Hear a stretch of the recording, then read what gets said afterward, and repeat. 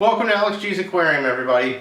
Today I wanted to do another 1600 gallon system update. Just kind of overview the whole system real quick, show everyone the progress that I've been making over the last few weeks. Since I've been doing kind of more specialized videos on the plumbing and my heating system and also the humidity control, I've been kind of doing a lot of other projects in the background just to keep moving and getting things going with this system. I got an unboxing that's going to be coming up probably next week. And I'm getting really close to getting a lot of the big stuff done so that I can get water in these tanks and still within the June time frame. I also want to say thank you to all my subscribers. I've now surpassed 350 subscribers on my YouTube channel, so thank you everybody for watching and tuning in, and thank you for all the comments. I try to get to them as quick as I can. So let me jump right into the tanks. Where do we sit with the tanks? Right now, a 720 gallon tank, I'm still waiting on rock for it. I've got an order in now, it's just a matter of time of waiting for that order to be delivered. My 480 gallon, for the most part, all the rock's in there. I got a little bit that's not done. Because I'm so close on that tank and the rock work that's left is going to be kind of minimal, I'm probably going to go ahead and get those center braces on the 480 gallon tank attached soon and let the RTV 108 that I'm going to use on there get a good week or so to cure. Going back, I'm going to show you guys a couple other things here that we got going on with the tank right now, just so you can see some of the progress that I've been working on. Here you see my RO system in the making. It's not completed yet. I've got a lot of the PVC glued up to it. Now I'm going to do an overview video on this and kind of why I did some of the things I did, but I built a stand for it, I got all the plumbing roughed in, and a lot of the plumbing glued up for this. So this is going to serve as my 200 gallons of RODI water. I'll probably have one tank that I'll mix up with salt and the other keep fresh, or maybe I'll just keep them both fresh unless I know I'm going to be doing a water change for sure. But they're all linked together with Mag Drive 12 is what's going to drive this, so be able to do recirculation within these tanks. The auto top-off system that I eventually get will have its pump located in one of these tanks. I'm going to just run some PVC plumbing all the way into the main displays so that I could do water change fill. It'll also serve as a place for the auto top-off lines to go in. Finally with this, I've also made some spigots down on the bottom. I didn't have them the last time I had this system, and I'd kind of like to just have a little bit more easy access to just give myself a bucket of RO water in case I need it. But this is going to be a whole video to kind of go over that. My RODI system eventually is going to get mounted over here on this wall. The previous homeowners already had pegboard up, and they got some small boards running through it, so I'll probably attach some 2x4s or something to reinforce it. I'm probably going to run a little bit of electrical right here as well, just to give myself some additional plugs for the RODI system that are separate from the aquarium. Let's go on back now into the fish room and show everybody the progress we've been making over there. I'm just going to go outright and say it. There's some water in the tanks here. It's not anything special. It's just tap water, and I also have a little bit of plumbing going here. I have a pump that I haven't shown an unboxing on yet that's going to be set up to run my 150 gallon refuge tank, and also it'll be set up to give me a little tap spigot here just to drive off for filling up 5 gallon buckets, and then there'll be another ball valve there for a manifold, maybe to feed the calcium reactor at some point in time. Not really sure yet, but I just wanted to give myself options. I filled these tanks up about 2 weeks ago. I glued the interconnect plumbing, which you can kind of see right down here in the camera. There's two 2-inch lines that are bulkhead connected between the 265 gallon and the 120 gallon sump. Once I got these completed, I also had my return plumbing, which I have now completely glued up.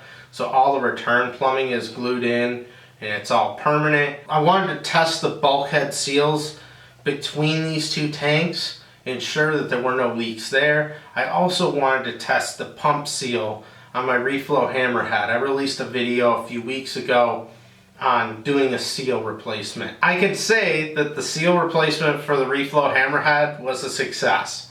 No leaks at all in the pump. The 120 gallon tank, of course, has been filled. Everything, like I said, all the bulkheads held. I didn't have any leaks of any kind yet.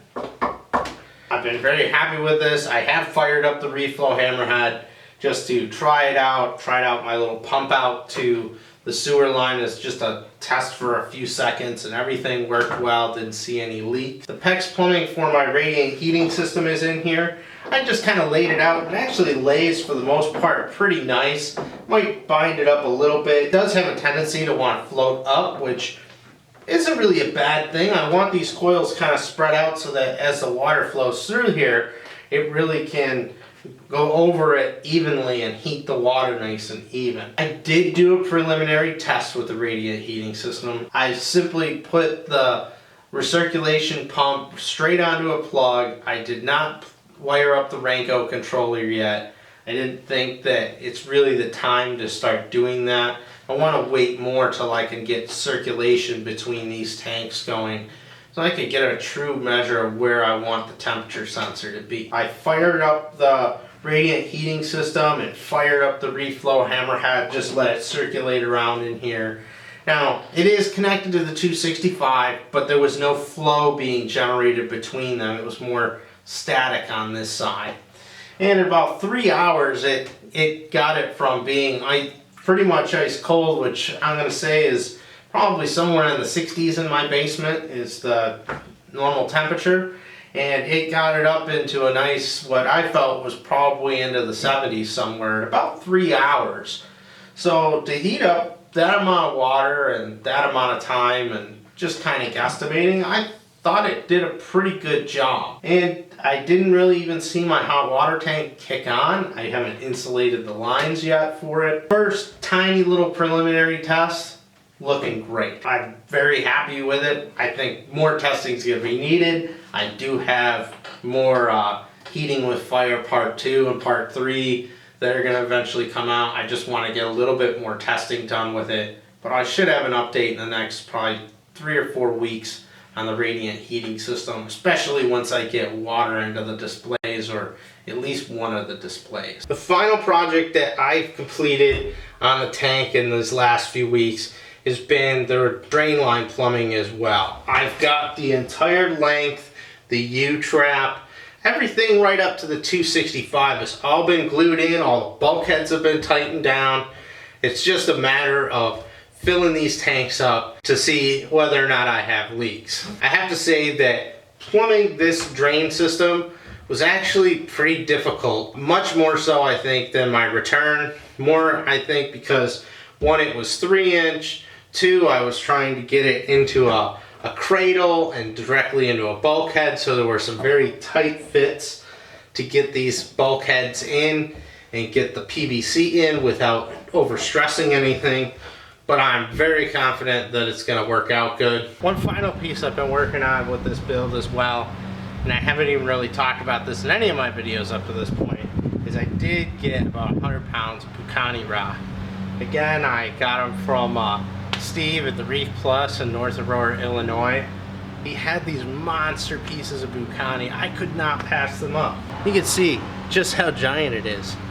Here's one of the other ones here. The rest of that Pukani is all sitting in this lovely trash can, generating a beautiful aroma if you like Pukani curing smell. I'm gonna go ahead and end the video here. That Pukani rock I got is some really nice stuff, and I definitely have to dedicate a whole video just to showing it off.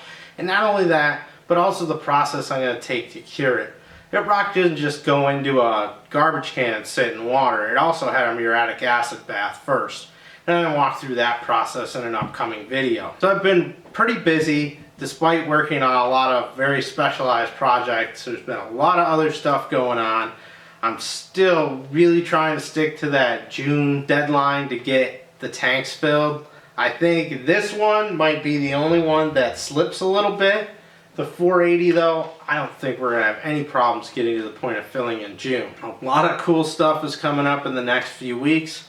Just want to say thank you to everybody for watching. If you liked the video, go ahead and give it a like. If you disliked it, go ahead and give it a dislike. And I'd really like to hear your comments and questions on the system. just so that I can help to address them either through the comment section in YouTube, or I might turn it into a video if it's a topic that really needs to be explained thoroughly with a video. Again, thanks for watching, and I'll see you on the next video.